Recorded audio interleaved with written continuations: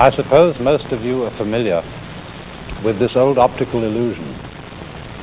And you're asked the question, which of the three thick black lines is the longer? And I suppose one's natural reaction is to say the one on the left.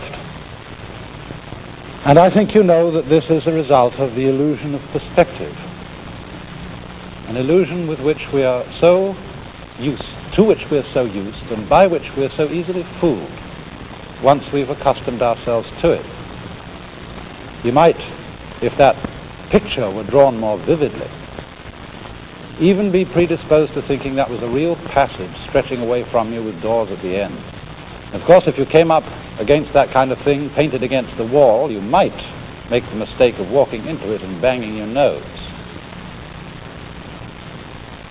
But this is an example of what we were talking about last time as Maya, that word from Indian philosophy which generally has the meaning of illusion, or rather illusions brought about by the acceptance of certain conventions, of which perspective was an example. When we are not aware that certain things which we take for granted, like the separateness of things from each other, when we are not aware that this is a matter of convention, we are apt to be fooled. Now, I think one of the conventions by which we tend to be fooled more than almost any other is time. And for all human beings, time is a matter of extraordinary importance. And perhaps this is one of the principal ways in which we differ from animals. Because man has been called a time-binding animal. That is to say, a creature who is vividly aware of the fact that his life moves, as it were, along a line from the past through the present and into the future. Animals apparently live pretty much moment by moment. They don't appear to have very strong memories, but because man has a strong memory, he is able to bear the past in mind and, as it were, cast it forward into visions of the future based upon what has happened in the past. And therefore, although this facility gives man the most extraordinary ability to plan his life, to prepare for future eventualities, at the same time, there is a very heavy price which he pays for it, and especially if he takes this ability too seriously. In other words, if he doesn't realize that the true reality in which he lives is the present moment now. For example, the animal probably doesn't concern itself very much with problems of future disease, death, or starvation, and things of that kind. If an animal sees another dead animal lying around, I don't suppose he thinks to himself, well, one day that's going to happen to me. Rather, he just sees a dead animal, sniffs it, sees whether it's good to eat, and wanders away. But for human beings, it's entirely different, because we actually spend most of our time and a great deal of our emotional energy living in time which is not here, living in an elsewhere which is not concretely real. So much so that although we may be quite comfortable and happy in our present circumstances, if there is not a guarantee, not a promise of a good time coming tomorrow and tomorrow and tomorrow and tomorrow, we are at once unhappy, even in the midst of pleasure and affluence. And so we develop a kind of chronic anxiety about time. We want to be sure more and more, because of our sensitivity to the feeling of time, we want to be sure more and more that our future is assured. And for this reason, the future becomes of more importance to most human beings than the present. And in this sense, we are hooked, taken in by a Maya, because it is of very little use to us to be able to control and plan the future unless we are capable at the same time of living totally in the present. And so, when in civilized societies we spend so much of our time living for the future, we become very much like those celebrated donkeys, you know, that have a carrot fastened on a stick that's tied to the neck, you know, behind here, and it comes over, and there's the carrot dangling in front of them. And they pursue it, but can never reach it. And so in exactly the same way, it's that way with us. My goodness, don't you remember when you went first to school? You went to kindergarten. And in kindergarten, the idea was to push along so that you could get into first grade, and then push along so that you could get into second grade, third grade, and so on, going up and up. And then you went to high school, and this was a great transition in life. And now the pressure is being put on. You must get ahead. You must go up the grades and finally be good enough to get to college. And then when you get to college, you're still going step by step, up to the great moment in which you're ready to go out into the world. And then when you get out into this famous world comes the struggle for success in profession or business. And again, there seems to be a ladder before you, something for which you're reaching all the time. And then, suddenly, when you're about 40 or 45 years old in the middle of life, you wake up one day and say, huh? I've arrived. And by Jove, I feel pretty much the same as I've always felt. In fact, I'm not so sure that I don't feel a little bit cheated. Because, you see, you were fooled. You were always living for somewhere where you aren't. And while, as I said, it is of tremendous use for us to be able to look ahead in this way and to plan, there is no use planning for a future, which when you get to it and it becomes a present, you won't be there. You'll be living in some other future which hasn't yet arrived.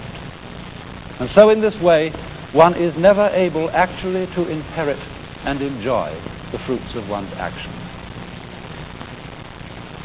You can't live at all unless you can live fully now.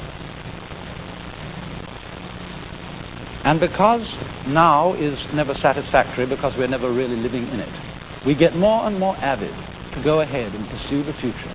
We develop our technology to a fantastic ability where we can more and more fulfill our desires for the future almost immediately, working towards a sort of push-button world. But have you ever stopped to think what the world would be like if you could fulfill every wish the moment you wished it? Suppose, for example, on going to bed at night, you could always dream whatever you wanted to dream. What would happen after a while? Of course, I suppose at first, you would dream fantastic pleasures, wonderful adventures, fulfillment of all the things you ever wished. Then as time went on, don't you think you'd want to be, a little bit surprised, to have a little bit less control over what was happening to you?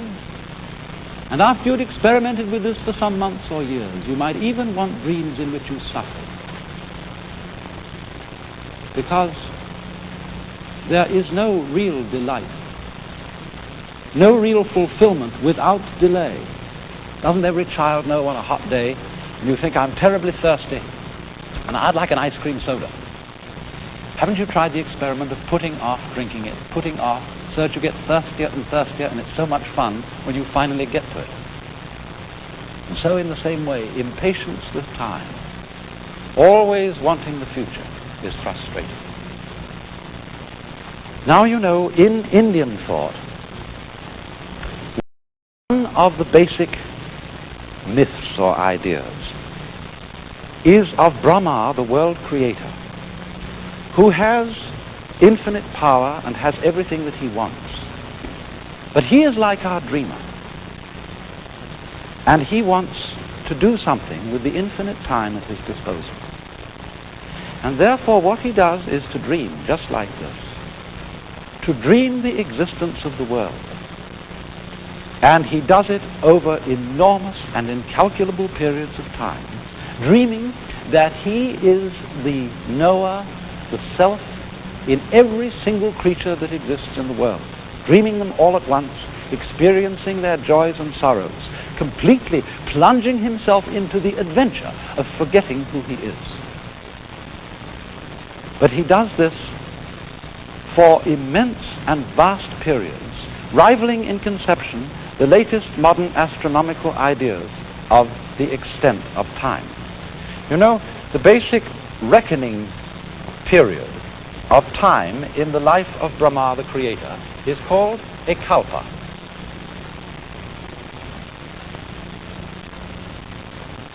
And that is a period of 4,320,000 years. And the kalpas are called the days of Brahma. One day for Brahma's life is a kalpa.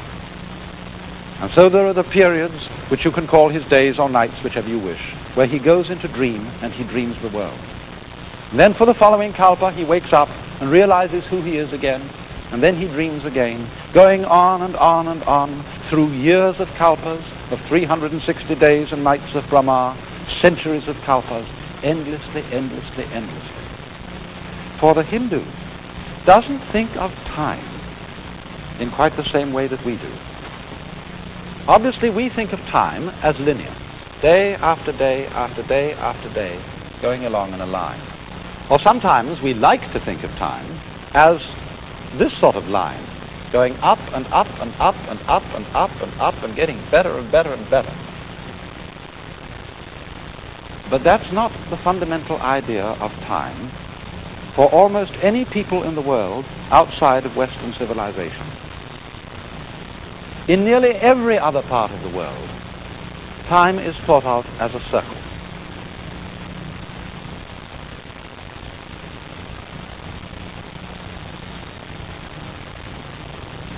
And they say, after all, isn't it reasonable for it to be a circle? Look at your watch. Doesn't your watch go round and round? But the Hindus not only think of time as cycling, going round and round and round forever, just as the earth cycles round and around the sun. They also think of it in another quite fundamentally different way from our conception of time. I referred to this idea that's common among us, that time is going up and up and things are getting better and better. But in the general Hindu view, in every cycle of time, things tend on the whole to get worse and worse. They divide the kalpa into a number of shorter periods, each of which is called a yuga.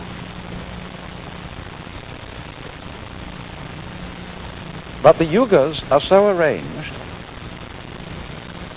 that there are 4 of them in what is called a maha yuga or great yuga. The first one, occupying this period, is the longest. The second one occupies a shorter period, from here to here. The third, still shorter than the second. The fourth, the shortest of all. And the names that are given to them are the names of the throws in the Indian game of dice. The best throw, the throw of 4, is called Krita. And that lasts for the longest time. It is a golden age where everything is just fine. The next one is called Treta, the throw of 3. Pretty good, but not quite so good.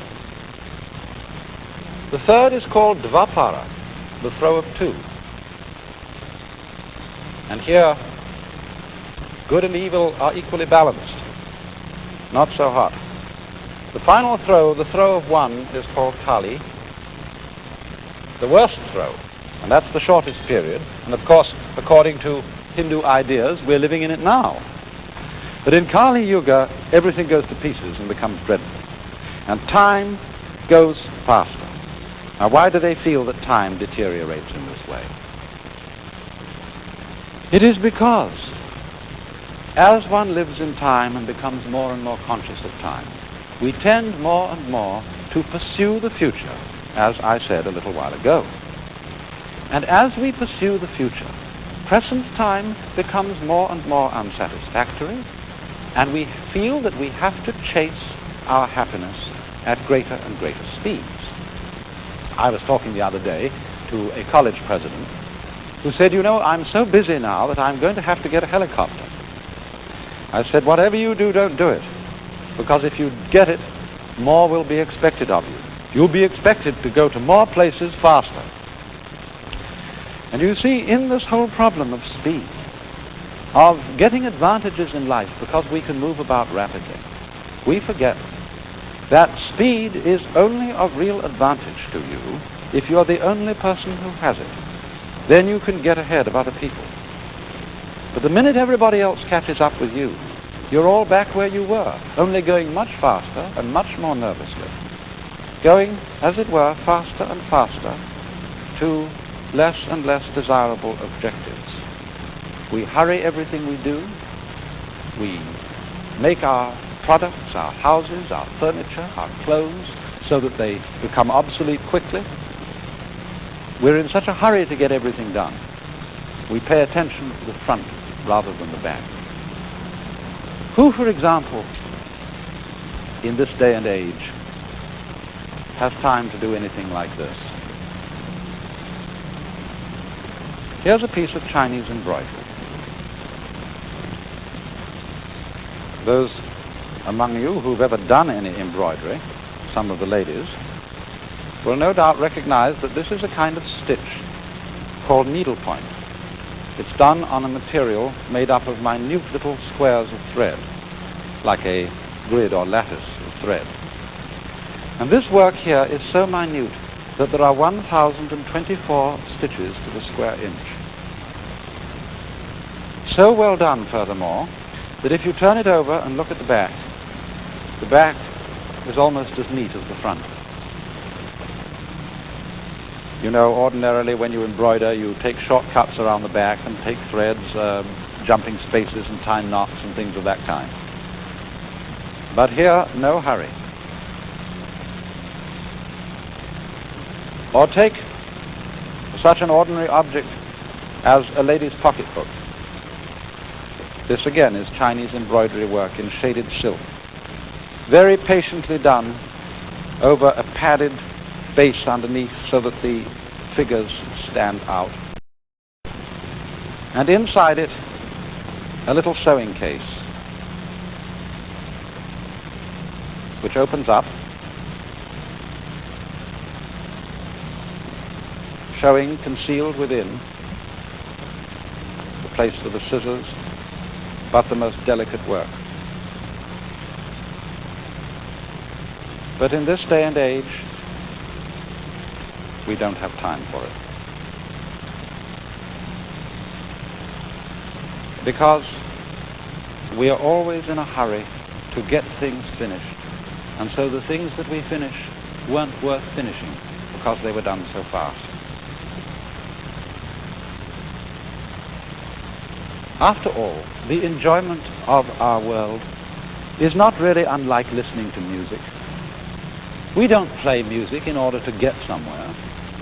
I mean, if the objective of music were to arrive at a point, say the last bar, the final great crashing chords of the symphony, well then all we'd do, we'd be just hurry up its playing, play it as fast as possible so as to get to the culmination, the end, as soon as possible. Or just cut out the whole symphony and play only the last bars. To be able to enjoy it, we have got to live each moment of the playing and listen to it as if it were the only thing important to listen to.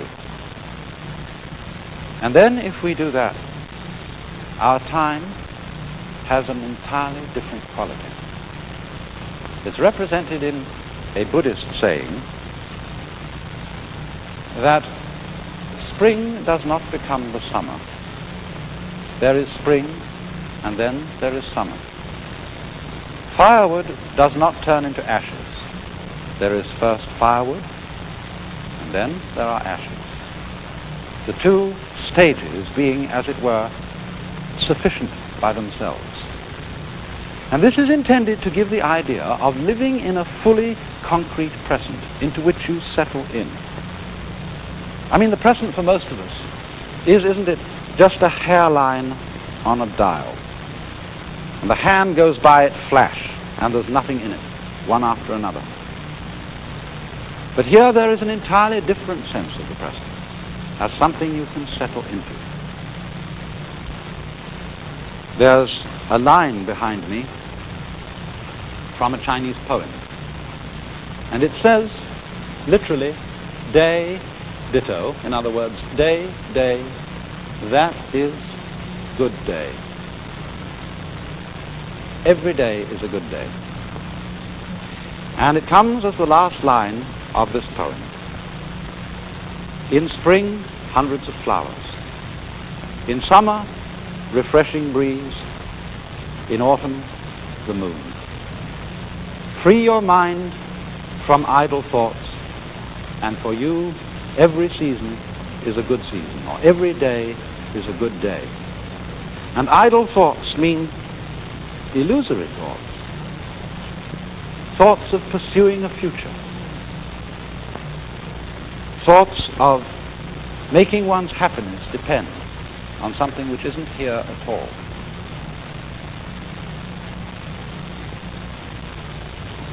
But when one can come to realize that the present is the only place in which you live, and that the past and the future are now no more than useful illusions, still useful, but useful only if one can live in the present, then, as I say, one can settle into full participation with the momentary reality of life as it goes along, just like music.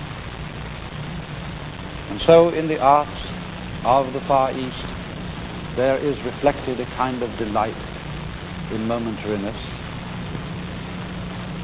One can really consider, for example, this stem of a broken bamboo.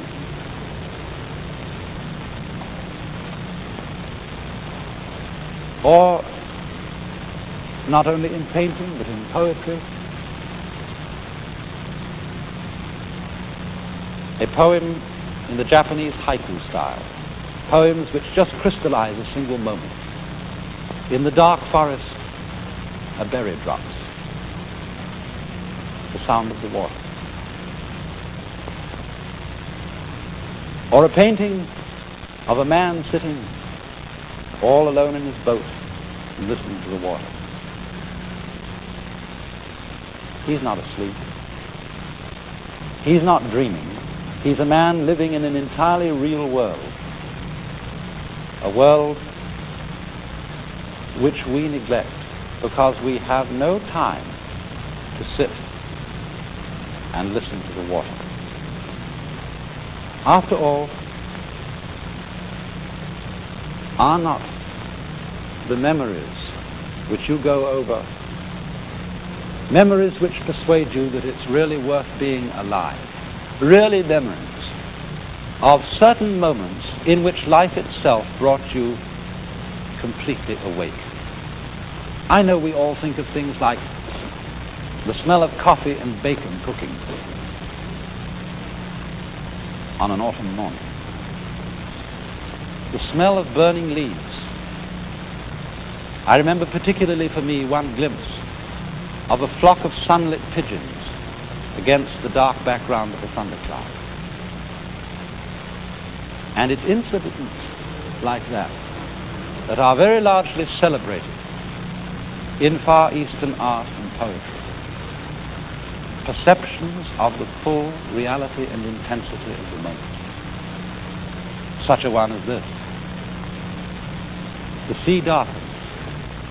The voices of the wild ducks are faintly white. A brushwood gate, and for a lock, this snail. Or paintings where one sees just a few birds on a branch, so vividly alive that you somehow think the next time you look at the branch, the birds won't be there. This is all an art form possible for people who feel themselves to be living in this real momentary world. I remember once a very wise man who used to give lectures on philosophical matters of this kind. Before he started giving any lecture, would sit for a while looking at his audience very intensely like this.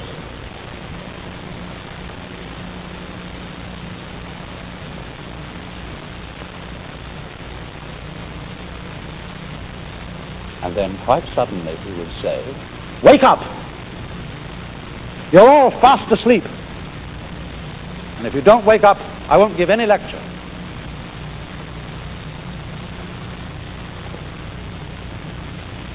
And another Chinese sage pointed one day to some flowers while talking to a friend and said, "Most people look at these as if they were in a dream." And Buddha, one of the wisest of the sons of Asia, his real name was Gautama, but he was called Buddha because Buddha means the awakened one, the man who woke up. Now, in what sense was he awake? He was awake in the sense that he was completely all here. After all, we say about a person who's nuts, he's not all here. He's not all there. But our whole culture, our whole civilization, insofar as it is involved with time and living only for a future, is nuts. It's not all here. We are not awake. We are not completely alive now. And consequently, we are so hungry and so greedy because everything seems tasteless. We are living for an abstraction which has not yet come to be, and we don't know what really is.